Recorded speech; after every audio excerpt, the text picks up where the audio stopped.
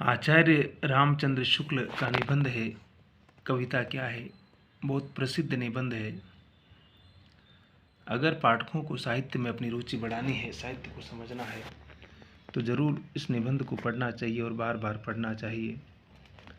वो कहते हैं कि कविता में मनोरंजन की क्या भूमिका होती है, मनोरंजन क्या होता है, उसको डिफाइन कैसे करते हैं वो, कि प्राय सुनने में आता है कि कविता का उद्देश्य मनोरंजन है, पर जैसा कि हम पहले कह आए हैं, कविता का अंतिम लक्ष्य जगत के मार्मिक पक्षों का प्रत्यक्षीकरण करके उनके साथ मनुष्य हृदय का सामंजस्य स्थापन है। इतने गंभीर उद्देश्य के स्थान पर केवल कविता का हल्का उद्देश्य सामने रखकर जो कविता का पठन पाठन या विचार करते हैं, वे रास्ते में रह जाने वाले पथिक के समान है। कविता पढ़ते समय मनोरंजन अवश्य होता है, पर उसके उपरांत कुछ और भी होता है, और वही और सब कुछ है। मनोरंजन वह शक्ति है जिससे कविता अपना प्रभाव जमाने के लिए मनुष्य की चित्तवृत्ति को स्थिर किए रहती है, इधर उधर जाने नहीं देती। अच्छी से अच्छी बात को भी कभी कभी जो केवल कान से सुन भर लेते हैं, उनकी ओर उनका मनोयोग नहीं होता।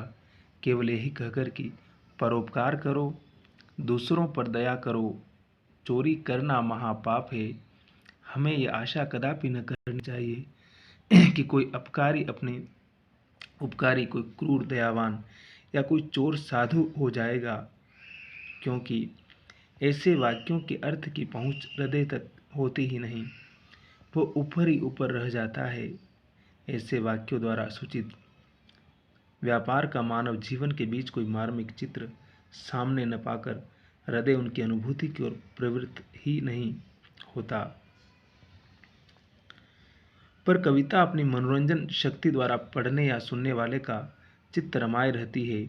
जीवन पट पर उक्त कर्मों की सुंदरता या विरूपता का अंकित करके हृदय के मर्म स्थलों पर स्पर्श करती है। मनुष्य के कुछ कर्मों में जिस प्रकार दिव्य सौंदर्य और माधुर्य होता है, उसी प्रकार कुछ कर्मों में भीषण कुरूपता और बद्धापन होता है। इसी सौंदर्य या कुरूपता या का प्रभाव मनुष्य के हृदय पर पड़ता है, और इस सौंदर्य या कुरूपता का सम्यक प्रत्यक्षीकरण कविता ही कर सकती है। कविता ही इसी रमाने वाली शक्ति को देखकर जगन्नाथ पंडितराज ने रमणीयता का पल्ला पकड़ा और उसे काव्य का साध्य स्थिर कर दिया, तथा यूरोपीय समीक्षकों ने आनंद और काव्य का परम लक्ष्य ठहराया। इस प्रकार मार्ग को ही अंतिम गंतव्य स्थल मान लेने के कारण बड़ा गड़बड़ जाला हुआ। मनोरंजन या आनंद तो बहुत सी बातों से हुआ करता है। किस्सा कहानी सुनने में भी तो पूरा मनोरंजन होता है। लोग रात रात भर सुनते रह जाते हैं, पर क्या कहानी सुनना और कविता सुनना एक ही बात है? हम रसात्मक कथाओं या आख्यानों की बात नहीं करते, केवल घटना विचित्र कहानियों की बात करते हैं। कविता और कहानी का अंतर स्पष्ट है।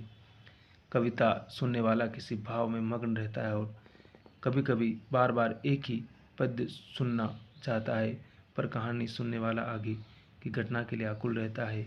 कविता सुनने वाला कहता है ज़रा फिर सो कहिए, कहानी सुनने वाले कहता है हाँ तब क्या हुआ। मन को अनुरंजित करना, उसे सुख या आनंद पहुंचाना ही कविता का अंतिम लक्ष्य माना जाए तो कविता भी केवल विलास की सामग्री हुई। परंतु क्या कोई कह सकता है कि वाल्मीकि ऐसे मुनि और तुलसीदास ऐसे भक्त ने केवल इतना ही समझकर श्रम किया कि लोगों को समय काटने का एक अच्छा सहारा मिल जाएगा? क्या इससे गंभीर कोई उद्देश्य उनका न था? खेद के साथ कहना पड़ता है कि बहुत दिनों से बहुत से लोग कविता को विलास की सामग्री समझते आ रहे हैं। यह आचार्य शुक्ल कह रहे हैं, मैं नहीं कह रहा हूँ। अब इस पूरे पद्य को आप समझेंगे, इसकी व्याख्या करेंगे तो आपको समझ में आएगा एक एक लाइन के अंदर कि सुंदरता क्या है, पश्चिम क्या कहता है, पूर्व क्या कहता है, इसकी अवधारणाएं क्या है, और कविता कितनी गंभीर अभिरुचि का विषय है। उसको हम सिर्फ मनोरंजन भी उसका उद्देश्य है, ऐसी बात नहीं कि मनोरंजन नहीं है। मनोरंजन तो हंसी मजाक होगा तभी तो, भाई जिस काम में मजा आएगा तभी तो आदमी वो काम करेगा ना। अगर वो काम ही इतना बोरिंग होगा, वो प्रोसेस, वो कह रहे शुक्ल जी कहते हैं कि प्रोसेस अलग चीज़ है और उसका गंतव्य लक्ष्य अलग चीज़ है। माध्यम अलग है और मीडियम अलग है, लक्ष्य अलग है और रास्ता गंतव्य अलग है। तो इस डिफर को भी समझने की आवश्यकता है। और बाकी हंसते रहिए, मुस्कुराते रहिए, मस्त रहिए, आबाद रहिए और खुश रहने की कोशिश कीजिए। जितना अधिक खुश रहेंगे उतना अधिक मन लगा रहेगा और काम करते रहेंगे और जी तोड़ के मेहनत कीजिए, अपना सब कुछ लगा दीजिए, सफलता ज़रूर मिलेगी। इम्पॉसिबल कुछ भी नहीं है।